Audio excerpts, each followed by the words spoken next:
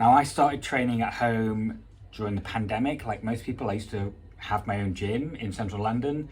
And when the pandemic happened, I was like, oh, and I closed my gym down and I basically had a kettlebell and a pair of dumbbells, which were quite hard to find at the time.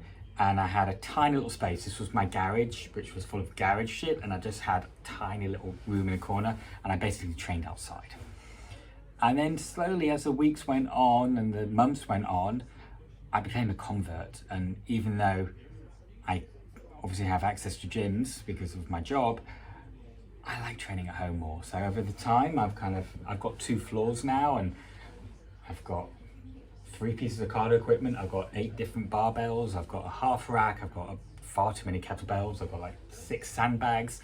I've got every type of thing for me, from a punch bag to a Wing Chun dummy.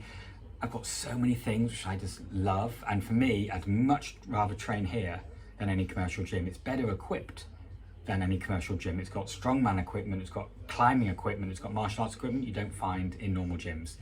And it wasn't that expensive.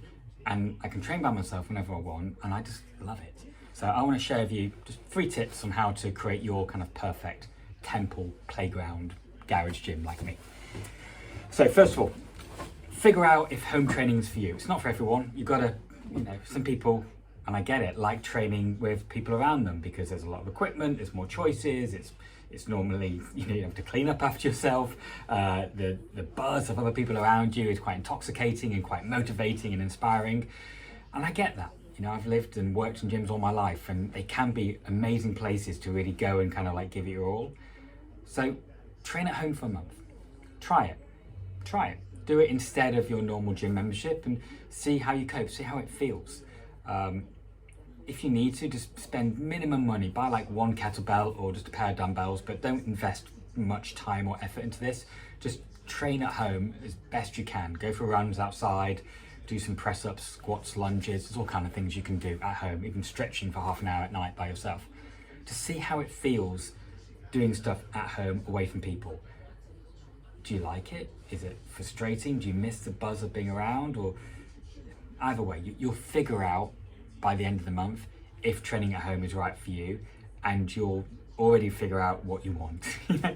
Now, in terms of what you get when you sort of design a home gym, after you figured out you want it, then you have to find a room in your home. Okay? Now, for me, I've got this little outbuilding in my garden, so I've got an upstairs and downstairs, which is basically like a double garage, and I've got an outside bit, so I'm very lucky. For the first year, really, of when the pandemic hit, I was training outside, just on my patio. I got a punch bag up, and I had some dumbbells, I had like a slam ball and a few things like a TRX, and for me, that was fantastic. So if you like that kind of like conditioning stuff, it's actually quite easy, just a TRX on a wall, you can do any space. But if you want a dedicated space, particularly if you're in England or somewhere cold, you have to think, okay, am I going to be in my garage? Am I going to dedicate the spare room? If you're going to dedicate an entire room, that is always ideal, but you may want to dedicate just like half a room first. If you only have half a room, like if you live in a flat and you just got the half the living room, that obviously affects what kind of stuff you should get. It should be quite minimal. If you're going to get a bench, you'll probably need a fold away one. You're not going to get a full rogue power rack, which you're going to bolt into the floor if you're renting a 1-bedroom flat somewhere, So the space kind of dictates what you can buy, and what you buy kind of affects what kind of space, what you want to buy dictates what kind of space you need. So it's always a compromise. There's always a compromise. Like for example, my garage, because it's 2 floors, the ceilings are pretty low. They're only like 6'1", I think, or so I can't do like certain things I can't do very well, so I have to kind of use the outside space as well. I can't even use a full power rack, so I've used like a half rack I bought from Amazon. Not ideal, but suitable for me. So yeah, figure out what kind of space you can commit to. Whatever space you have for home gym, you will fill. So it doesn't really matter if it's 400 square foot or if it's like, the corner of a bedroom, you'll fill it up. So dedicated space. The first thing I would get is probably a kettlebell. Now I'm talking to non-athletes amongst you. If you just want to like tone up and get fit, having a versatile piece of equipment as your first choice makes sense. generally speaking, you don't want to buy too much equipment which is single use. You don't want to buy a machine which is just a chest press or just an abductor, or I've got a Rogue hyperextension machine which is just for my lower back.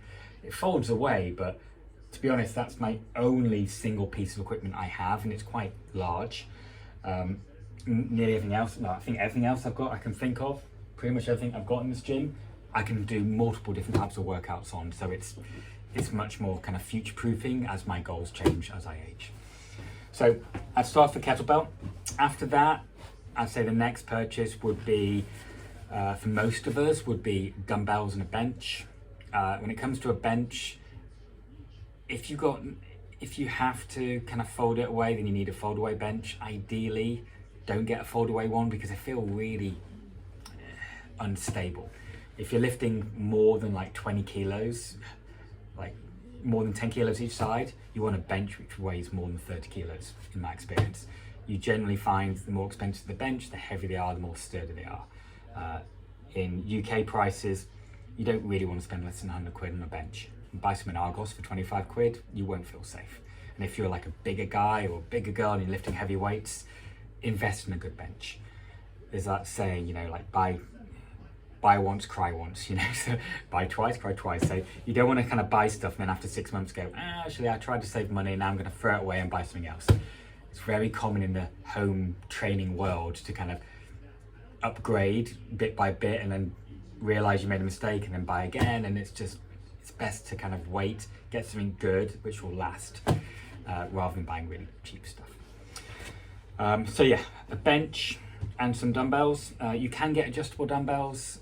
Increasing over the years, these have got much better. They feel nicer in the hand. Personally, I don't like adjustable dumbbells. I don't like the way they feel. So I've just got like a dumbbell tree, which is like that. It doesn't really take up that much room. And I've got from 6 to 30. I'm obviously not like a bodybuilder, so that's more than enough for me. So I would personally just go for normal hex dumbbells. Hex are usually better, hex are better than the round ones, hexagon shaped ones, because you can put them on the floor and use them as mini parallettes. You can do things like renegade rows. It just gives you can do sort of crossfitty things if you like that. It gives you a bit more versatility. As I said earlier, you always want to buy things which give you multiple options as opposed to a single use option. After you've got a bench and some dumbbells, before getting a power rack, you know, like an actual rack where you can actually do squats and bench press and sort of powerlifting stuff, which is fantastic. But before doing that, I'd actually sort your flooring out. Rubber flooring it's a game changer in terms of acoustics, in terms of keeping warm, particularly if you're in a garage gym like me. In terms of making it feel like a gym, it protects your equipment more. You can like drop a kettlebell on it, it won't break. You can do, if you've got ceilings, you can do slam ball stuff or sandbag work on it. It really is a game changer. So I would invest in actually getting some rubber mats. I'd go for, depending on the flooring, between 2 and sort of 3 centimeters thick. That's usually good enough for most of us. After that, I'd go for, you know, if you've got the flooring, you've got the bench, that's when it's time to get a power rack. You can get these from Amazon from like 100 quid, or you can go to Rogue and spend like 4 or 5 grand. A power rack it's what you see in a gym. You have half racks, full racks. It's where you can do squats like in a cage. It means you can train by yourself safely. You don't want to be doing heavy squats by yourself without safety bars. You don't want to do bench press by yourself without either on a Smith machine or safety bars, because it could be dangerous. So that would be the next purchase, assuming you want to have strength training as part of your goals, which for 99% of us, regardless of age, you probably should be strength training. I can't fit a full power rack in my gym, it's too small, and also my ceilings aren't high enough, so I went for a half rack. I bought them from Amazon, the best one I could find. It was cheap, like 150 quid. And to be honest, for me and my strength, it's fine. I can bench press like 90 kilos. I can squat like 100 and something. These aren't big numbers, you know? So for me, this is more than adequate. This whole thing weighs about 40 kilos. I keep my SSB bar on top loaded, that adds another like 60 kilos onto it. So it's a really solid piece of kit. So even though it was cheap and it's nowhere near as solid as like the big professional ones, for my body and my level of strength, it's more than adequate. So unless you're an athlete, you can probably get away with, you know, a cheaper, smaller one. And you do have to think about size when it comes to home training. The smaller, the better, unlike other things in life. So from there, I'd say you probably need a barbell. There's no point having a rack without a barbell. I would go for a general purpose, a GP bar. This will range anything from like 100 to 300 quid. This is a normal bar. The sleeves, the end, will rotate and they'll have knurling on it. Knurling is that kind of motley stuff which feels a bit sore on your wrists or on your hands, but it makes the bar it will stop it slipping. So just like a standard bar, again, buy it from Amazon, or you can, you know, you don't really need to splash out on the Rogue or Reps or like a Texas. I mean, there's all kind of brands you may or may not be aware of. As you get more into training, you'll know what the top of the range of each kind of category is. You don't need to go for a top range bar at the start. If you're, you know, even with deadlifting, you can buy a deadlift bar, which is 7.5 foot, 20 kilos, quite a small grip, very hard grip, but small grip, has quite a lot of whip on it. You can buy those, but unless you're lifting, in my experience with clients, unless you're really lifting well over twice your body weight, I wouldn't bother. I'd use a standard GP bar. After that, bumper plates. Well, when you have your barbell, you need some bumper plates. So I would go, I use Wolverson. I like Wolverson, pretty good value, well made. I actually like Wolverson because they're quite bouncy, because I bought these before I got my floor, and my floor is just concrete, and I wanted something with a little bit of bounce, mainly for noise reduction.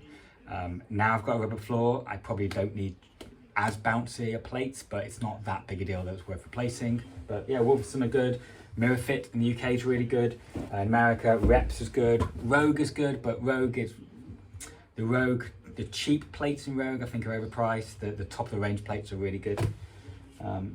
Yeah, I'd get a range. For most people, getting like bumper plates from like 5, 10, 5 a bit iffy, but 5, 10, 15, 20 and a pair of 25s will usually sort out most people, unless you're competing for a good couple of years. So just do that. There are millions of things you can get. Just to give you a little tour of my gym, I've got a range of fat grips and bands, resistance bands. Up here, I've got chains for like accommodated resistance. I've got rotator bars. I've got an earthquake bar, which is fantastic. I've got a short bar, stubby bar. I've got a training bar. I've got a normal bar. I've got, this is called a log for strongman competition. I've got a really heavy Swiss bar, it's like 35 kilos. I've got various attachments for landmines. I've got a stubby axle bar. I've got a Westside barbell, reverse scout hyper, which I love. All kinds of sandbags, from hyperbells from 10 and 20 kilos up to 60 kilo bag. I've got a Wing Chun dummy, martial arts stuff, got an air bike, got some weapon stuff for martial arts. Here's my rack, got a load of kettlebells. And I've also got upstairs, which I'm not going to show you, but that's like yoga and Pilates and a bit more of a chilled out zone. This is more kind of like strength and conditioning, and up there is more kind of relaxation and recovery. And for me, I've also got outside, which is a punch bag, a spin bike, TRX hanging on the wall, stuff like that. For me, this is perfect. I love it. I absolutely adore training at home. Obviously, I train clients and stuff, like online on Zoom, using this as well. And I wouldn't change the world. And even though I've got access to amazing gyms, I don't like them. So I urge you to maybe explore going down your own home gym journey. And if you have any questions, let me know. Happy to help. And I will do more videos on this. I just thought I'd share, because I haven't talked about this in a long time. Well, actually, I've never talked about this on video, so I thought I would. All right.